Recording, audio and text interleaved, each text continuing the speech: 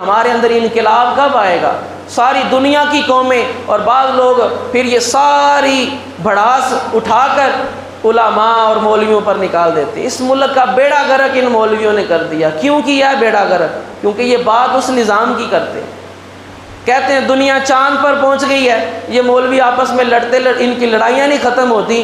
بھائی دوسری دنیا چاند پر پہنچ گئی ہے، ہم تو غیر ملکی ابھی سودی قرضے نہیں پورے کر رہے. یہ کسی عالم نے لیا ہے. پاکستان کی 75 سالہ تاریخ میں کوئی ایک صدر وزیر اعظم بتائیں جو کوئی مفتی یا کوئی عالم بنا، دنیا داری بنے ہیں. کوئی جنرل، کوئی مفتی اس کو اٹھا کر جنرل بنا دیا گیا ہو، دنیا داری بنے ہیں. جب سارے وسائل ان کے ہاتھوں میں ہیں. ہاں پھر کہیں کہ ان مولویوں نے ملک کا بیڑا غرق کیا ہوا ہے.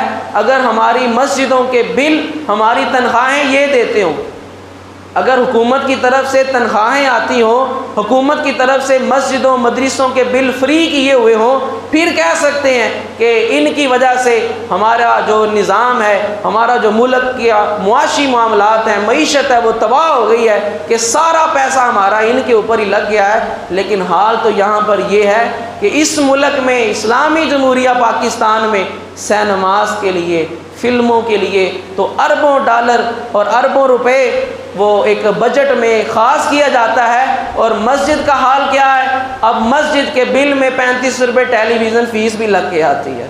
کون سے نمازی آ کر یہاں ٹیلی ویژن دیکھتے ہیں؟ یہ تو ہمارا حال ہے. یہ حقیقی باتیں ہیں. یہ کوئی میں ہوائی باتیں نہیں کرتا، نہ میری عادت ہے. یہ حقیقت آپ کے سامنے رکھ رہا ہوں. جب تک ہمارا ذہن نہیں بدلے گا، جب تک ہماری حالت نہیں بدلے گی. امریکہ کو ہم جتنی مرضی باتیں کر لیں، وہ کیوں ترقی کر رہے ہیں وہ ملک؟ اس وجہ سے کہ انہوں نے کم از کم انصاف کو نافذ کیا ہوا ہے. آپ کو پتہ ہے 8 سال 2 مرتبہ امریکہ کا صدر رہنے والا اوباما، باراک حسین اوباما، اب وہ کہیں پر جاب کر رہا ہے، نوکری کر رہا ہے. اور ہمارے حکمران، اس غریب ملک کے حکمران، ان کے پاس اتنی جائیدادیں ہیں، اگر آج وہ اپنا پیسہ ایک جگہ رکھ کے کوئی کمائے بھی نہ تو ان کی آنے والی کو 1000 نسلیں کھا سکتی ہیں. ہمارے اور ان میں یہ فرق ہے. اور میں اخبار میں ایک دن پڑھ رہا تھا، غالباً جرمنی یا فرانس کا کوئی سابقہ صدر یا وزیر اعظم، اس کو عدالت نے 7 یا 8 سال کی قید کی سزا سنائی. کس وجہ سے؟ اس کے اوپر 2000 پاؤنڈ کرپشن اپنے زمانے میں ثابت ہوئی تھی. اور میں نے اس وقت کا پاکستانی حساب لگایا، وہ تقریباً بنتا تھا 2.5-3 لاکھ روپیہ. کہ 2.5-3 لاکھ کرپشن ثابت ہو گئی، 7 سے 8 سال قید سنا دی. یہاں بیچارہ وہ ریڑھی والا بندہ، بلدیہ والے اسے تو اٹھا کے لے جا سکتے ہیں، جس بیچارے نے کما کر بمشکل جا کر گھر میں روٹی پکانی ہے، اور جو سارا کچھ ہڑپ کر کے ان کو کوئی پوچھنے والا نہیں. اور پھر ان کا دفاع بھی کون کرتا ہے؟ ہم ہی کرتے ہیں. کون کرتا ہے ان کا دفاع؟ ان کو کس نے اتنا ان کو مضبوط کیا ہوا ہے؟ ہم نے کیا ہوا ہے. ہمارے جو ذہن ہے، نہ ان میں انقلاب آتا ہے، نہ اپنے ملک سے کوئی ہمیں ہمدردی ہے، نہ اپنے ملک کا ہمیں کوئی احساس ہے. جب تک ہم خود نہیں بدلیں گے، اپنے ذہن کو نہیں بدلیں گے. اور کسی خاص پارٹی کی موافقت یا کسی بھی خاص پارٹی کی میں مخالفت کی بات نہیں کرتا. میں تو یہ بات کرتا ہوں، ذہنوں کو بدلیں. جو اچھے لوگ ہیں ان کو سامنے لے کر آئیں، جو ایماندار لوگ ہیں جب ہم ان کو آگے لے کر آئیں گے، یہ پھر ہی ہمارا ملک بہتر ہو سکتا ہے.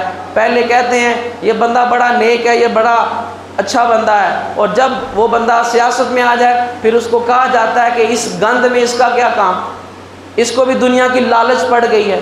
اب اسی طرح ہم اس بندے بیچارے کو ذلیل کر کے اس کو ریجیکٹ کر دیتے ہیں، اور جن کے بارے میں ہمیں پہلے ہی پتہ ہے کہ یہ کب سے کیا کچھ یہ کرتے آ رہے ہیں، تو انہی لوگوں کو جب ہم آگے لائیں گے تو ہمارا یہی حال ہوگا.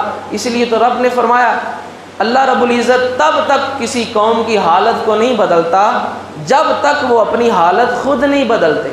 اتنا بڑا ہندوستان، انگریز نے 100 سال حکومت کی، اور آج سے آپ 70-75 سال پیچھے چلے جائیں، بلکہ 100 سال پیچھے چلے جائیں، جب پاکستان کو آزاد کروانے کی تحریک شروع ہوئی تھی، تو پاکستان جب بنا تھا 2-4 کروڑ پاکستان کی اس وقت آبادی تھی. تو آپ اندازہ لگا سکتے ہیں اس سے 50 سال پیچھے کتنی آبادی ہوگی. مسلمان کتنی تعداد میں ہوں گے، لیکن جب ارادہ کر کے اپنے آزادی حاصل کرنے کے لیے جب چلے ہیں تو وہی انگریز 100 سال جس نے حکومت کی اس کو بوریا بستر گول کر کے یہاں سے جانا پڑا۔ لیکن یہ ہمارے لیے ایک لمحہ فکریہ ہے کہ غیروں سے تو آزادی حاصل کر لی ہے، ہم ابھی تک اپنوں سے آزادی حاصل نہیں کر سکے۔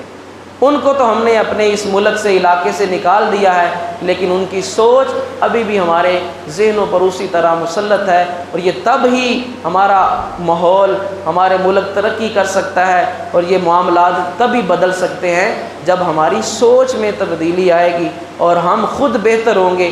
اللہ رب العزت کی بارگاہ میں دعا ہے، آقا علیہ الصلوۃ والسلام کے صحابہ بالخصوص سیدنا عمر فاروق رضی اللہ تعالیٰ عنہ نے جس طرح خلافت قائم کی، جس طرح ایک ملک کا نظام چلایا، رب تعالیٰ ہمیں بھی ان جیسا غیرت مند اور عدل و انصاف کرنے والا حکمران عطا فرمائے۔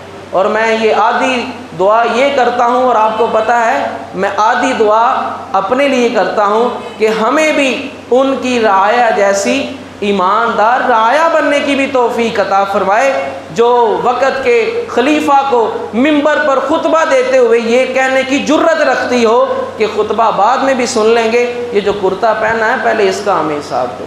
جب ہماری سوچ یہ والی ہوگی تو پھر ہی حکمران بھی ہمیں عمر جیسے ملیں گے۔ اللہ رب العزت کی بارگاہ میں دعا ہے، رب تعالی ہم سب کو سمجھنے کی تو